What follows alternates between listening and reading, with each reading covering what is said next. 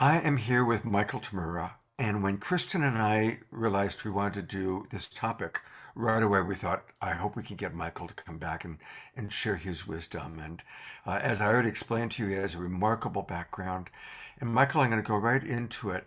What is your message for people that are dealing with the loss of loved ones who have Mm. passed? Oh yeah, that's so important right now, especially with so many people seemingly making a mass exodus. But any of you who are dealing with that and dealing with any part of the process of dying and death, you've all heard probably time and again from various people, and even people who've had personal experiences of having died and then returning, is called near-death experiences, or they've had experiences of reincarnation, or they've worked extensively with the dying.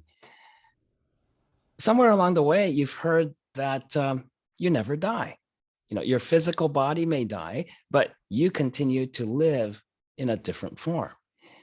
Those of you who are more religious, you may have been brought up with the idea of an afterlife. And then those who have the gift of mediumship, and or you've been to mediums to contact your loved ones who've passed on, there seems to be a continuum.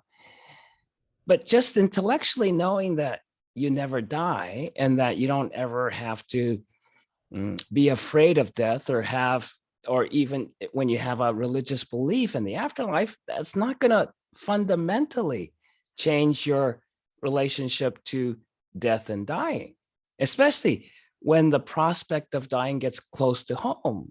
You know, those of you who are already currently dealing with the death of loved ones, or you're considering even the prospect of them or you eventually dying.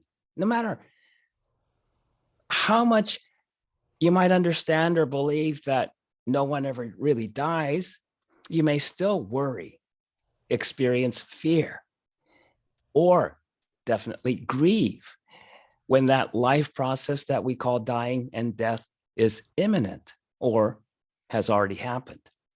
So fundamentally, transforming and healing your relationship to death and dying requires you to go beyond fear.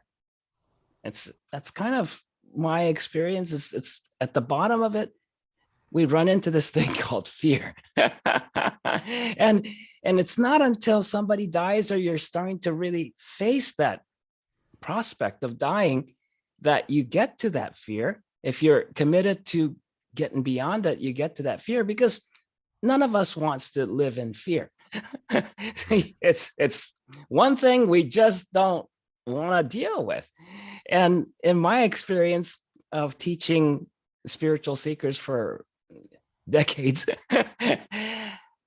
that that fear, terror especially, is the last emotion that the advancing soul, the soul on a advanced level of spiritual growth, actually deals with.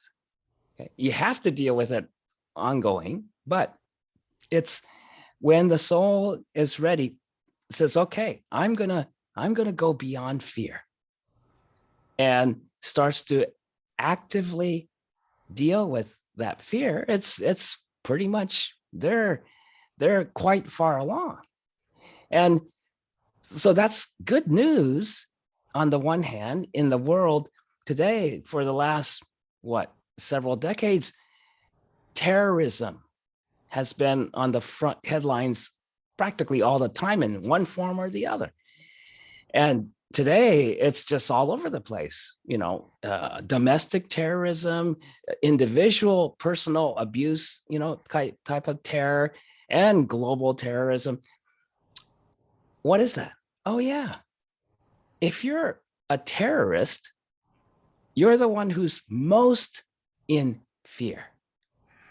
You can't be a terrorist and not be in terror. That's anyone who's loving and at peace, they're not going to be a terrorist, right? Even though terrorists are humans, and I'm sure each horrible terrorist that the world might consider them to be, really pure evil, even they have someone or something they love. So it's not complete, but they're heavy on the fear side. So then, what's your fear of death and dying?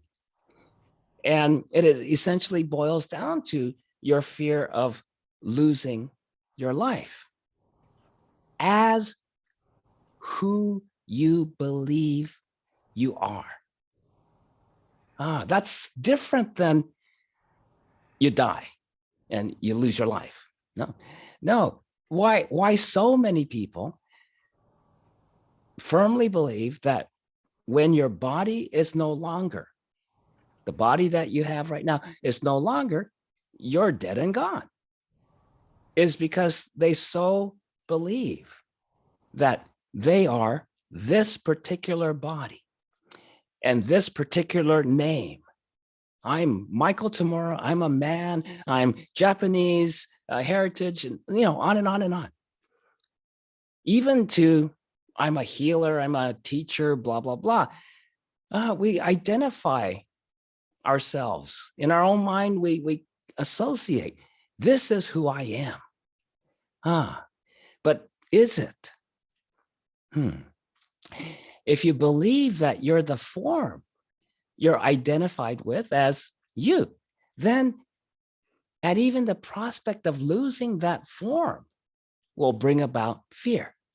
And of course, the grief that comes with grievous loss, right? Loss of a loved one. A loved one dies, or your, whatever you love dies. Your career that you absolutely love dies.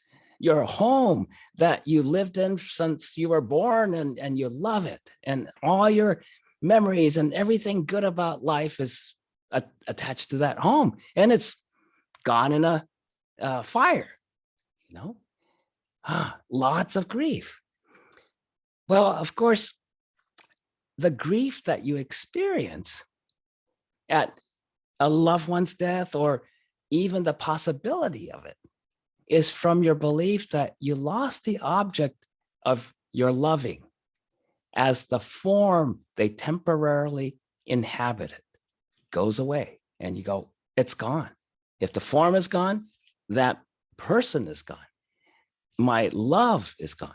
So if years of hard work and you become, let's say, a celebrated concert pianist, the last thing you're going to want to happen to you is lose the use of your hands or lose your hearing, because if you can't use your fingers and you can't use your hearing, how can you continue to be the pianist that you are? And that's who you believe. I am this great pianist, and music is my life. And if I can't play, I don't have a life. A lot of people go through that. If you're a world-class athlete, sometimes those of you sports fans,